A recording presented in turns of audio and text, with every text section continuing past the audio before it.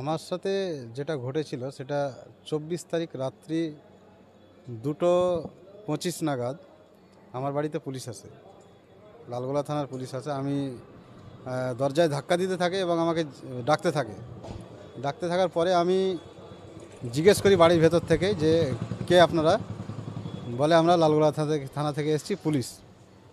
আমি বলি এত রাত্রে পুলিশ, একটা দুশ্চিন্তায় ভুগি সেই মুহূর্তেখানে, এবং আমি দরজাটা খুলতে অনেকটা লেট করি। দরজা খুলিও নি, সেই মুহূর্তে ওনারা দরজায় আমাদের বাড়ি দিতে থাকে। তারপরে আমি আমার যারা পার্শ্ববর্তী মানুষ আছে তাদের দু একজনকে ফোনও করি যে তারা আসুক। আমি একাই মানুষ, আমি এমন কোনো কাজ করিনি যে কারণে পুলিশ আমার বাড়িতে রাত 2টোর সময় আসবে। তো সেই মুহূর্তে পুলিশ আমার বাড়িতে ঢুকতে না পারায় আমার দরজায় বাড়ি দিতে থাকে, এবং বাড়িতে থাকার পরে যে দরজায় লাগানো যে চাবিটা ভেতর থেকে, সেই চাবিটা পড়ে যায়। সেই চাবিটা ভেতর থেকে পুলিশ টেনে বাইরে থেকে দরজাটা খুলে ঢুকে যায়, এবং ঢুকে যাওয়ার পরে পরে আমার উপরে শারীরিকভাবে একটুখানি অত্যাচার করে এবং আমাকে বলে তোমার বাড়িতে কি আছে সেটা বলো। আমি বলি স্যার আমার বাড়িতে তো কিছু নেই, আপনি আমার বাড়ি সার্চ করুন এবং আমার বাড়িটা দেখে নিন। প্রাথমিকভাবে স্যার আমার বাড়িটা ওর সিভিক যারা ছিল, ওনার যারা স্টাফ ছিল তাদের দিয়ে পুরো বাড়িটা সার্চ করেন, এবং সার্চ করে কিছুই পাইনি। এবং তারপরে যখন বাইরে মানুষ হই হট্টগোল শুরু করে, তখন আবার আমাদের গ্রামের একজন সিভিক ভলান্টিয়ার ছিল এবং আর একজন সিভিক ভলান্টিয়ার কি অফিসার আমি বুঝতে পারিনি, কারণ মাথায় লাল রঙের একটা টুপি আর একটা সিভিল ড্রেস ছিল। তো আমার একটা ঘরে ওনারা ঢুকে, আমার সেই মুহূর্তে আমার স্ত্রী এবং আমার দাদা বাড়ির ভেতরেই ছিল। তো ওনারা বাড়ির ভেতরেই ছিল, ওই দুজন সিভিক আর একজন গিয়ে বাড়ির ভেতরে একটা ঘরে এক হাতে লাইট এবং আর এক হাতে ওই 3টে প্যাকেট প্যাকেট 3টে রেখে দেয়। প্যাকেট 3টে রেখে দেওয়ার পরে বলে এই স্যার এখানে আছে, এখানে আছে, এখানে আছে, এরকম করে। তখন আমি বলতে লাগলাম যে স্যার আপনার সিভিক এবং আপনার স্টাফেরা প্রথমে আমার বাড়ি পুরো সার্চ করে, কিছুই পায়নি, তাহলে এই মুহূর্তে আপনার সিভিক পার্সোনালিভাবে একটা ঘরে ঢুকে কীভাবে এইসব জিনিসগুলো পেয়ে গেল? তো স্যার আপনি এরকম এই কাজটা আমার সাথে করতে পারেন না, আমি তো এরকম ধরনের কিছু করি না। তারপরে আমার স্ত্রী বাড়িতে ছিল, আমার দাদা ছিল, তারা নিজ চোখে দেখেও ফেলে সেই জিনিসটা রাখতে দেখে ফেলার পরে তাদের সঙ্গে অনেক বচসা শুরু হয় এবং বাইরে থেকে অনেক লোকজন আমার ঘরে জমায়েত হয়ে যায়। জমায়েত হয়ে যাওয়ার পরে মানুষজন বলতে থাকে যে না, এই ছেলেটা এই ধরনের কোনো কাজ করে না, আর আমি তো এই ধরনের কোনো কাজ করিও না। মানে আমাকে যে দোষারোপ করা হচ্ছে, আমি এই জিনিসটা তো দূরের কথা, আমি কোনো দিন চোখেই দেখিনি। এমনি ফোনে গল্প শুনেছি, খবরে দেখেছি, তাছাড়া আমি এমনি চোখে কোনো দিন দেখিনি। তারপরেও আমাকে এরকম ধরনের দোষারোপ করা হচ্ছে। কেন করা হচ্ছে আমি এখন পর্যন্ত কোনো বিস্তারিত পাইনি কারো পক্ষ থেকে, এবং আমি এটা আশাও করছি না যে আমার সাথে এরকম ধরনের আর কোনো দিন কোনো কিছু ঘটুক, কারণ আমি এটার জন্য ভীষণ লজ্জিত। কারণ আমি আমার ছেলেদেরকে শিক্ষা দিয়েছি, আজ থেকে যতদিন থেকে আমি এই টিউশনটা পড়াই, আমার ছেলেদেরকে শিক্ষা দিয়েছি এরকম ধরনের কোনো অসামাজিক কাজের সাথে যুক্ত থাকতে নিষেধ করি। সেই কাজটা আমার সাথে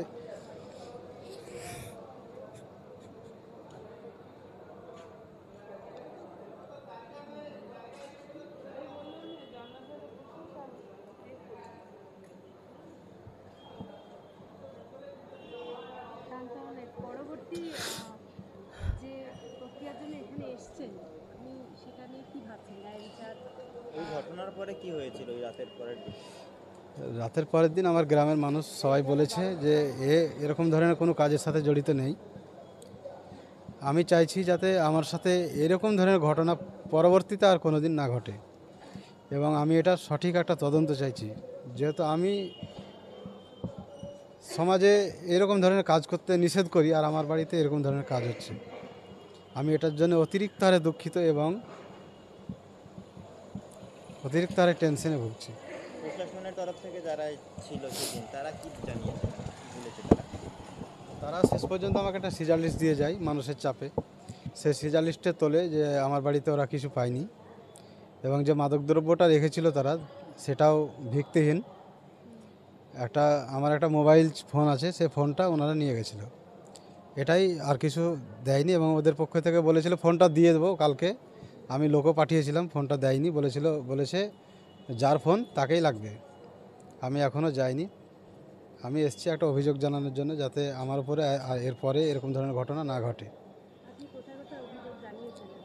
আমি প্রশাসনিক লেভেল থানা ছাড়াও আরও যেগুলো আছে সেগুলোতে জানিয়েছি।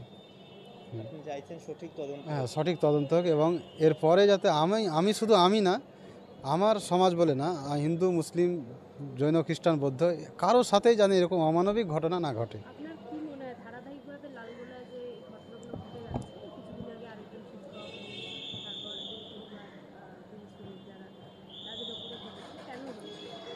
কেন হচ্ছে এটা আমি বলতে পারবো না, ওটা স্যারেরা নিজেরাই বলতে পারবেন কী কারণে ঘটাচ্ছেন, কেন ঘটছে। আমি চাইছি যাতে আর কোনো দিন কারোর সাথে এরকম ঘটনা না ঘটে, কারণ এটার জন্য আমি ভীষণ দুঃখিত এবং ভীষণ লজ্জিত সমাজের কাছে। কারণ তাহলে আমাদের শিক্ষক সমাজদের কেউ মানুষ কী ভাববে বলেন?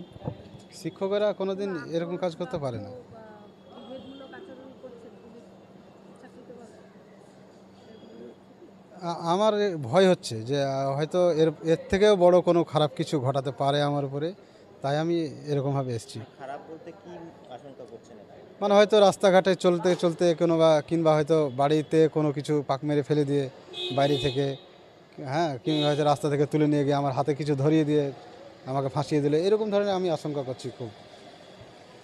আপনি মনে করছেন যে পুলিশ যে ঘটনা ঘটিয়েছে সেটা পুলিশই তদন্ত করে সামনে আনবে?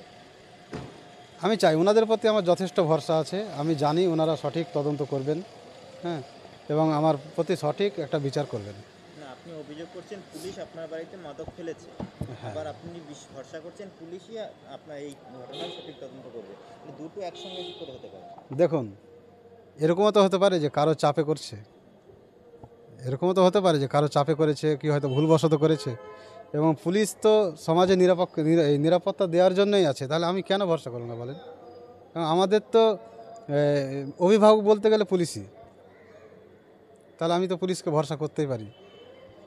আপনি কি কোনো রাজনৈতিক মানে দলের সঙ্গে বা কোনো রাজনৈতিক মতাদর্শে বিশ্বাসী, সেই কারণে কি এই ঘটনা ঘটেছে বলে আপনার মনে হয়? যদি এ কারণেও হয়, রাজনীতি একটা আলাদা জিনিস, এটা প্রত্যেকের মৌলিক অধিকার, এবং তার নিজের একটা আছে যে অধিকার আছে যে ও নিজের মতো একটা রাজনীতি দলের সাথে সমর্থন হিসাবে থাকতেই পারে। আমিও আমিও সেরকম একটা দলের সাথে হয়তো সেভাবে যুক্ত না হলেও হয়তো সাপোর্টার হিসেবে আছি। যদি আমি কাজ কাম না থাকে, কোনো ভালো কাজের জন্য ডাকে, কি হয়তো দেখা গেলো যে কোনো সামাজিকমূলক কোনো কাজ হচ্ছে, সেখানে ডাকলে আমি ফাঁকা থাকলে যাই। সেক্ষেত্রে কি আপনার মনে হয় মত প্রকাশের যে অধিকার, মানে আমাদের যেটা বললেন রাজনৈতিক অধিকার, সেটা কি কোনোভাবে লঙ্ঘিত হচ্ছে বারবার?